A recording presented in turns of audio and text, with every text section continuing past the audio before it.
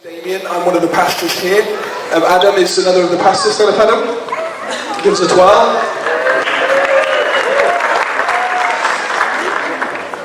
Hope Church has existed now for 5 or so years. In the early days, there were just a handful of people. And so if you were part of the original Hope Church family, before we began to meet at Oakley Vale Primary School, I want you to stand up just to let everyone see who you are. This is the group of people who God gathered together before we went live, if you like, and God began to speak to us. Thank you, you can sit down again. Began to speak to us and give us dreams and visions, and He gave us a big heart for this town, and also a big vision for this town. And we always felt as though what God was doing was bigger than any one church. And it wouldn't just be town-wide, but there'd be something that spills over from the churches in this town to other places in this region, but perhaps even on a global scale too. And when I was a young man, I was 18 years old, I became a Christian at Corby Baptist Church. I remember one of the first things I did was join a small group. And the leader of our small group was reading a book by Ed Silvoso called That None Should Perish. And it was about how to pray strategically for your town. And so we went for a prayer drive around Corby. And we stopped at various places and we just listened to God and we prayed as God led. One of the places where we felt led to stop was at the edge of what is now Oakley Vale, although it hadn't been built at that time. And we prayed. There was a mound of mud where a road came to an end, but beyond it there was a big wasteland where it looked as though in the future a housing estate would be built.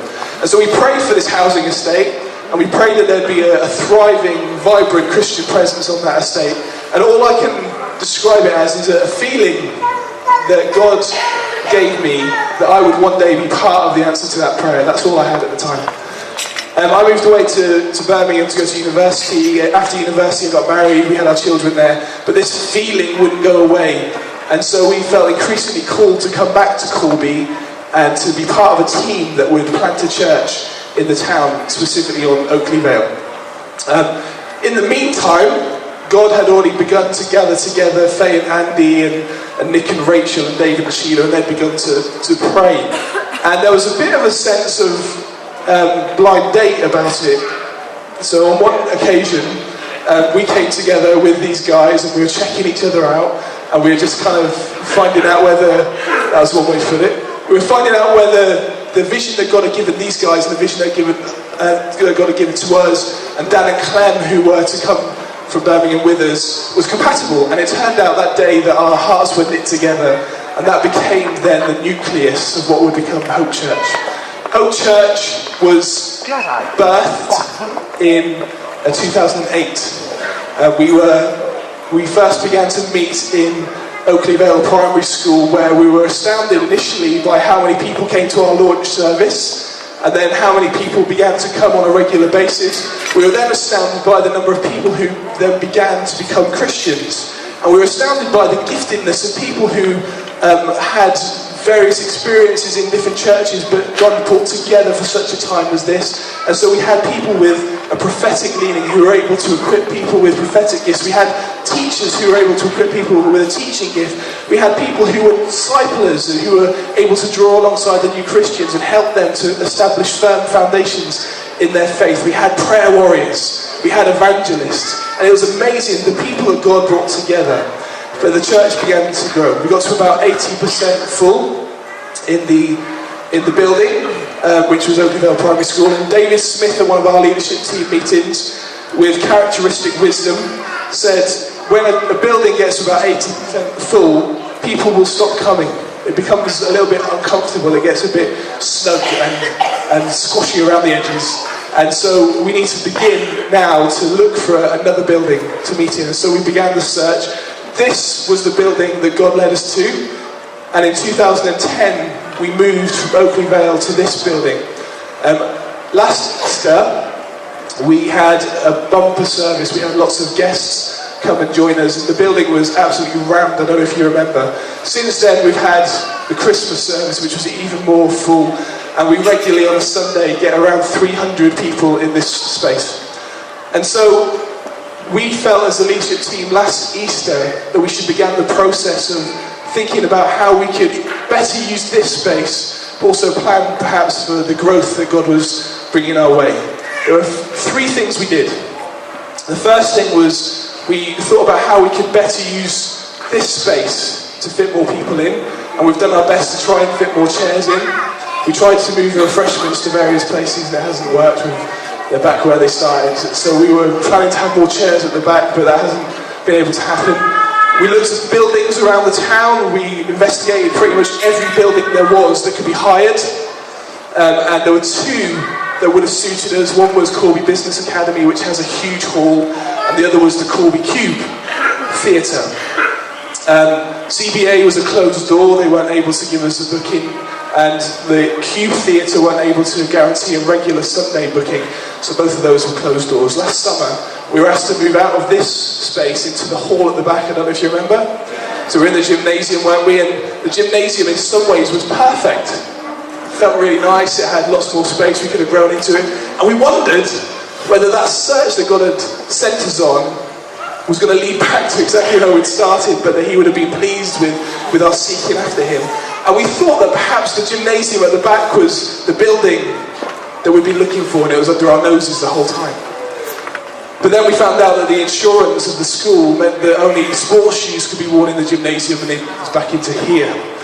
And so we find ourselves again quite snug around the edges, and growing as a church, and reaching the point that we were at Oakley Vale Primary School where we're 80% full or thereabouts.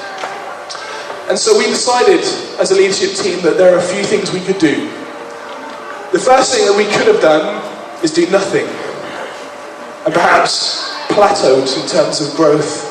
When John Glass came to speak to us as a church, he also spent some time with the leadership team on a different night, and he took a glass of water off the table and he said, if I were to ask somebody to fill this glass of water, they would fill it to about 80% full.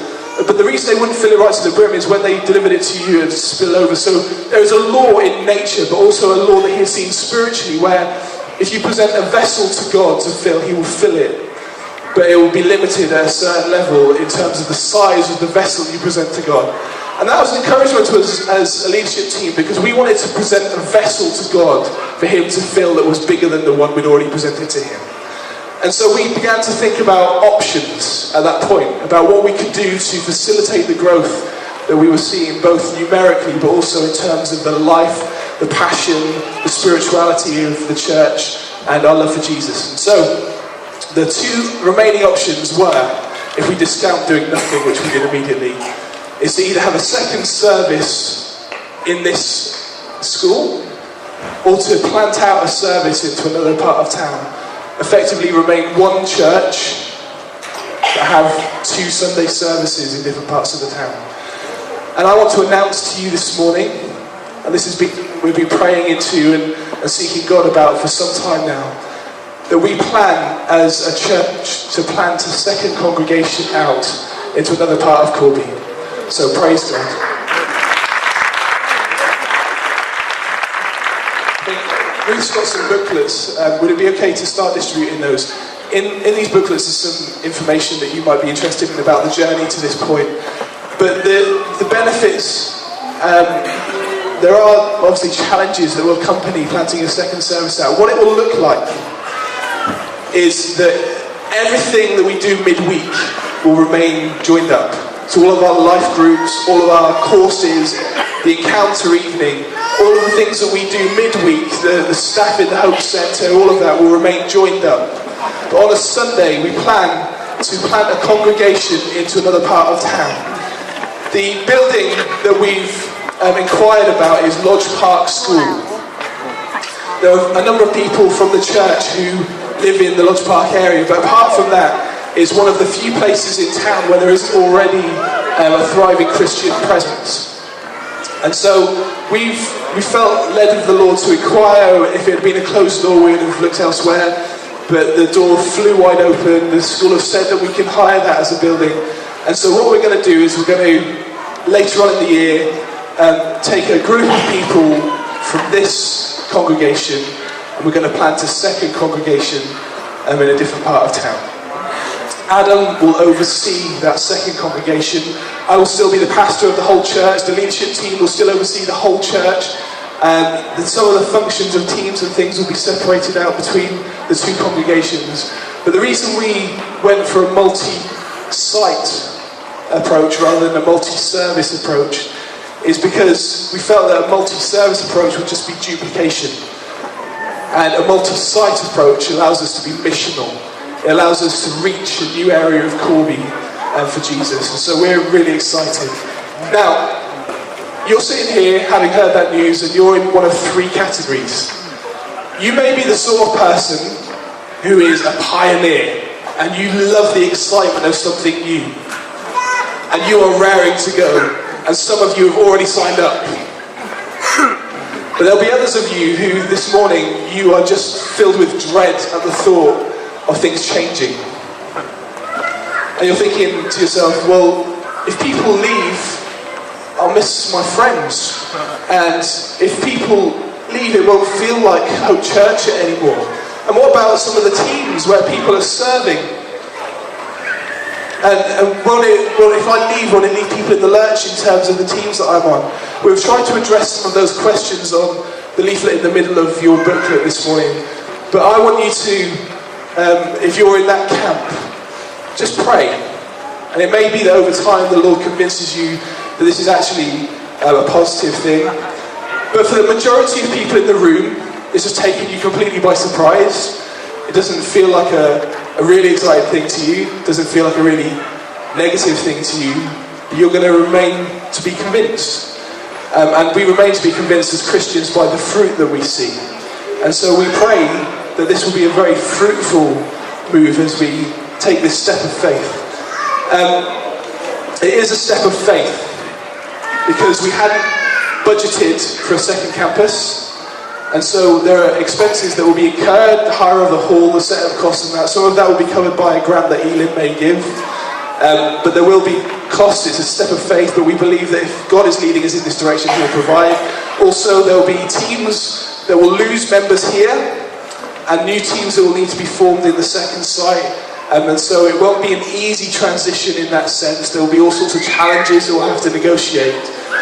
But really, if our vision is to see God glorified, and to see people moving towards Jesus, and that as a church our heart is to see the people of Corby who aren't yet Christians come to faith, then this is a really exciting prospect.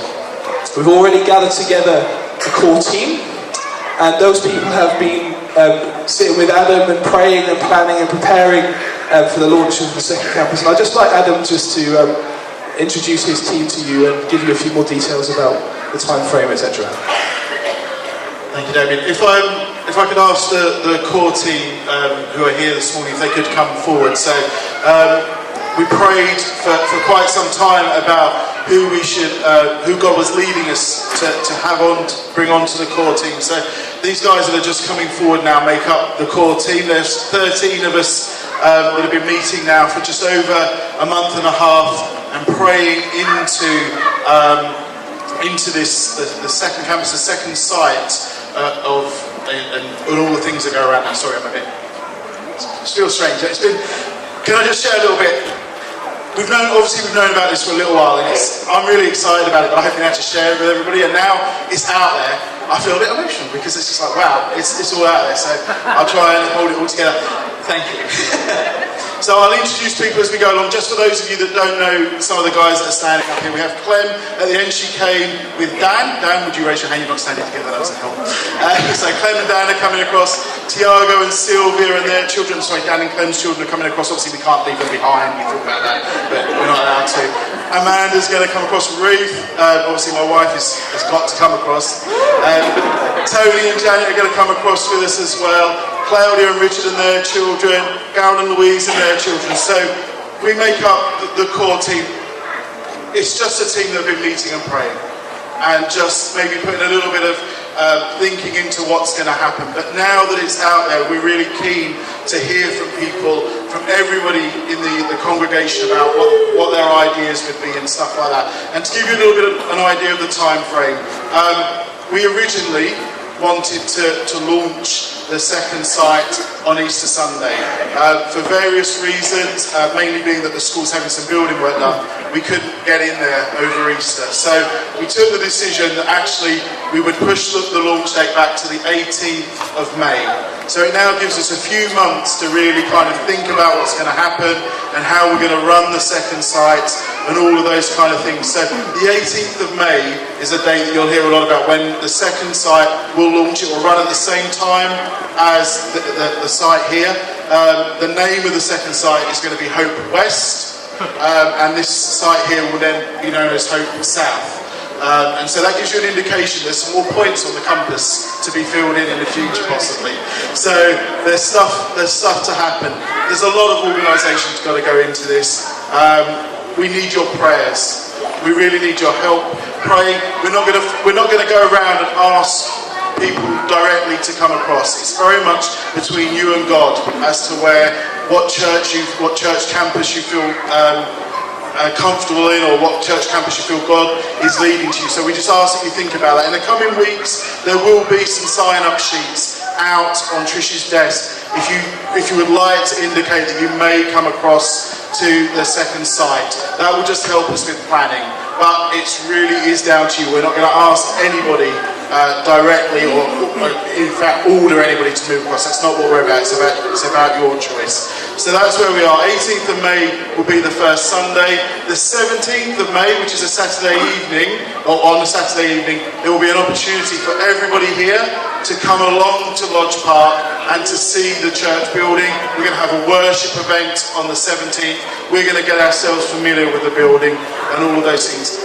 I am sure that everybody here has got lots of questions. What I'd like to say is think about those questions, read through the booklet, and then after the service today or in the future either contact myself or Damien, come and see one of the core group guys or one of the leadership team and ask us those questions. If we don't know the answer, which is possible, we will go and find out and come back to you and let you know what it is. This is exciting, guys. We are full here. We have got a problem maybe that some churches would love to have, that we can't actually get anybody else in this building. So it's amazing. God opened the door. As we went to view Lodge Park and went to ask permission to go there was a rainbow across Corby and across Lodge Park. And that signalled to me, that was it. That was God saying, this is one of my promises that I'm going to keep to you. And we got into Lodge Park. It's been really hassle-free. And we look forward to launching there on the 18th of May. So please see these guys afterwards, read through the booklet, and then we'll go from there. Thank you.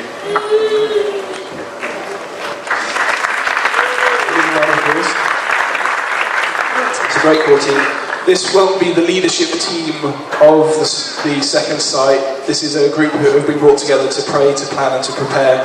The leadership team that exists already will oversee both. We're also hoping that the current preachers will cover both sites, and the worship team will share their musicians and leaders between the two sites initially, just to give it the feel of one church in two locations. So we'll speak more about it in the weeks to come, but I would really covet your prayers as we venture towards this.